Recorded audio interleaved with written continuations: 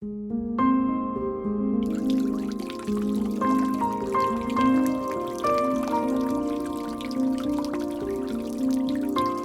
és probablement el recurs més infravalorat, perquè cau del cel i la tenim sempre disponible.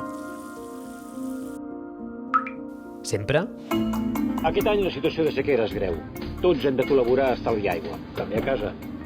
A Catalunya hem viscut episodis de sequera importants, que ens han deixat imatges com la de l'arribada d'aigua en vaixell procedent de Marsella.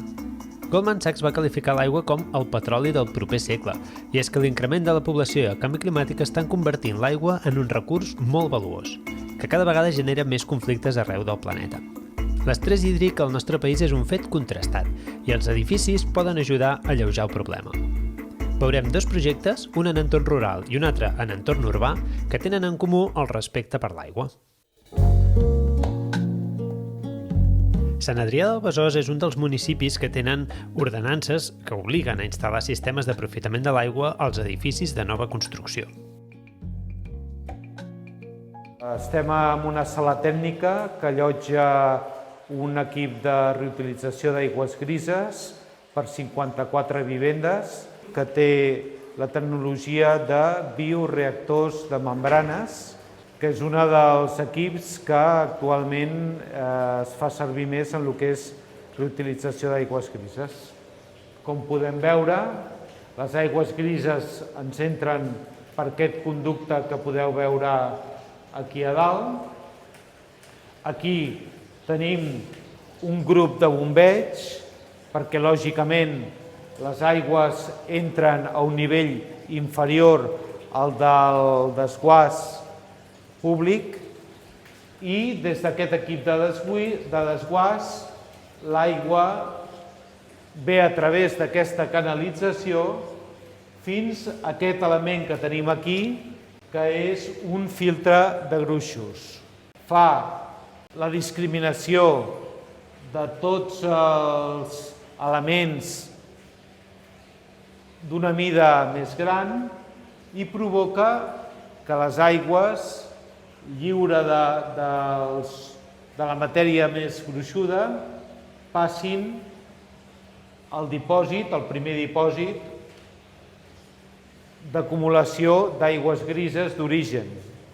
A partir d'aquí, les aigües passen amb els dipòsits on es realitza el tractament, i un dels primers tractaments que es realitza és un tractament biològic d'oxigenació a través de plats bufadors de microbombolles d'oxigen.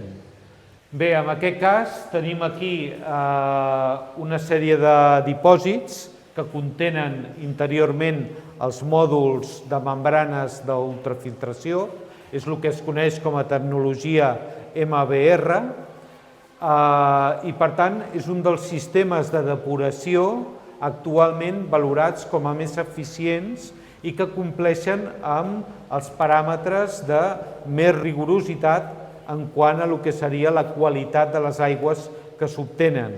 Pràcticament l'únic que travessa la membrana és l'aigua ja gris depurada, i per tant aquesta aigua gris depurada queda dintre d'uns dipòsits, que és l'aigua que ja un cop depurada es canalitza o es distribueix als usuaris finals i que lògicament té un destí que principalment són els inodors, les cisternes de vàter i en alguns casos també serveis de neteja d'àrees comuns o fins i tot també podríem aplicar-la a el que seria el reg de zones enjardinades. És que de les depuradores que es van començar a posar en l'any 2000 a les depuradores que estem posant en aquest moment, el progrés tecnològic ha estat importantíssim. I podem dir que, i això ho veiem en moltes coses, però principalment, per exemple, que en l'any 2000 les depuradores es posaven únicament en aquells llocs on hi havia una ordenança d'estalvi d'aigua que ens obligava a posar aquestes depuradores. El que estem veient ja en els últims 2, 3, 4 anys és que aquest interès per part de promotors, per part d'arquitectes, ha augmentat cap a instal·lacions en edificis on no és necessari que hi hagin depuradores d'aigües grises perquè la normativa no ho exigeix. Això ens fa pensar que estem arribant en aquell punt que podem començar a parlar ja d'instal·lacions que tenen una viabilitat, tant tècnica com econòmica. Nosaltres demanaríem també a arquitectes i a promotors que quan fan el projecte es dirigeixin a nosaltres. Nosaltres l'intentarem informar de quina és la màquina que han de posar per complir amb normativa i per complir amb tot plegat i a la vegada també intentar que aquesta depuradora quedi el millor integrada en el conjunt de l'edifici. A vegades tenim dificultats perquè les sales que se'ns donen són petites, les sales que se'ns donen són irregulars i a vegades això s'hagués pogut solucionar amb una reunió prèvia. Això és Can Buc, és una masia del 1621, restaurada ara el 2020. És una masia que l'hem restaurat mitjançant artesans i tècniques tradicionals, tot amb materials ecològics. I una de les premisses és que fos autosuficient energèticament, amb un volum molt important amb el tema del cicle de l'aigua.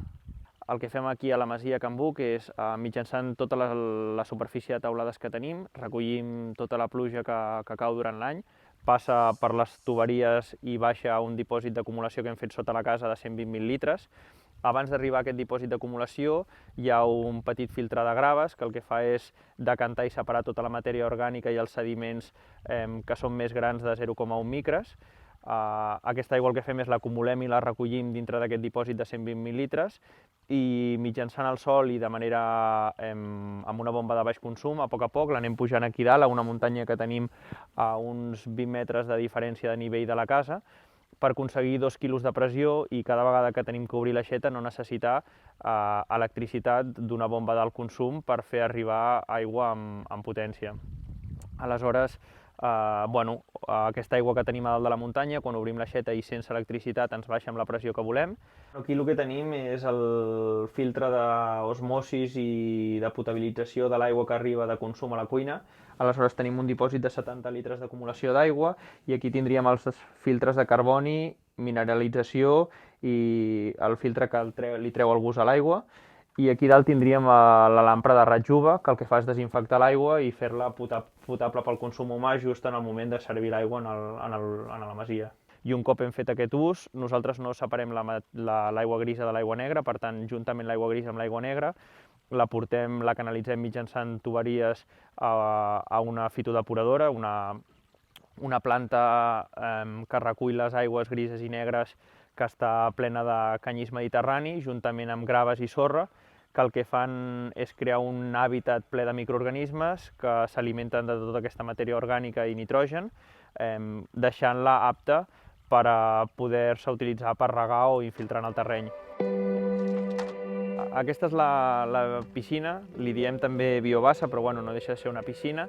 Aquí el que tenim és una piscina que no funciona ni amb sal ni amb clor, sinó que el responsable de potabilitzar o de tenir una aigua apta pel banyista, per la persona que es vol banyar, són les plantes. És una piscina que té un biofiltre que està fet amb plantes, graves, sorra i terra i crea un hàbitat ple de microalgues i un microplàncton d'aigua dolça que el que fa és alimentar-se de la matèria orgànica, també el que fa és convertir tot el CO2 que hi ha a l'aigua en O2 mitjançant el sol durant el dia.